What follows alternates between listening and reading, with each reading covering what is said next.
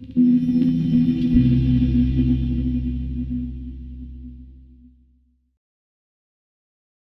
question I have is, where do you see the ethical boundaries in brain enhancement?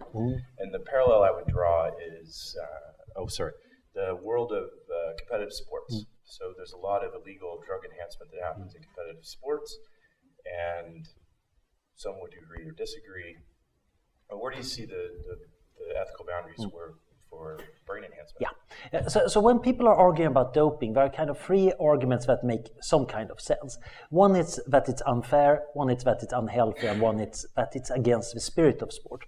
Now, the unhealthy argument, I think that's entirely valid, and we should avoid doing unhealthy stuff unless we really, really want to do it. Sometimes it's worth risking your health for something.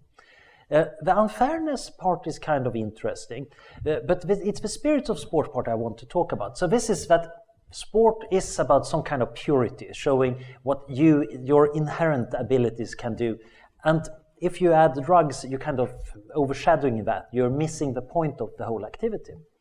Now think about a mathematician taking drugs in order to be able to prove mathematical theorems better. Is he missing the point of mathematics? Not really. As Paolo Erdős, who used to joke, a mathematician is a machine converting coffee into theorems. Now he was using stronger stuff than the coffee too, actually. But mathematicians are judged kind of the deep things they uncover, what they can manage to prove, not how we went about it. There are a lot of mathematicians who had very strange views about it. Srinivasa Ramanujan, he argued that no, a goddess tells me the theorems in my sleep. Now, divine intervention, is that cheating at mathematics? I think most of us said, no. His theorems are still true. So different domains have very different rules when it's appropriate. For example, students, well, when they do exams, we want to compare them to each other.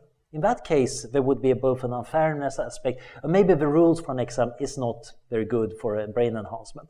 On the other hand, if we say the goal of their studies is to learn a lot of things, in that case, it doesn't matter. We're not comparing them to each other. We just want their brains to be able to take it in. So we need to figure out what are the rules of the different domains here. And the mistake many people do is they assume there are the same rules in all domains, but that's not true. The rules for the kind of discussion we're having right now are very different from the rules that would go on in a normal cafe discussion among friends, and utterly different from the rules of a debate in the parliament. And the kind of things you can say in one of these discussions doesn't carry over to the other ones very well. So I think to sum up here, the ethical boundaries are partially what is the nature of this activity. And there might be very different rules in different parts of life, which might make things complicated, of course, because if you take a drug, it might affect many parts of your life at the same time. So that might even constrain some use. One obvious thing is you shouldn't harm yourself too much. But we are having autonomy. We should be allowed to risk our health as long as we know what we're doing. But we should definitely not be allowed to risk the health of others. So there might be some enhancers, although I think they're very rare, that might be dangerous to other people. You can imagine some kind of genetic therapy that might actually infect other people. That's probably too risky to do.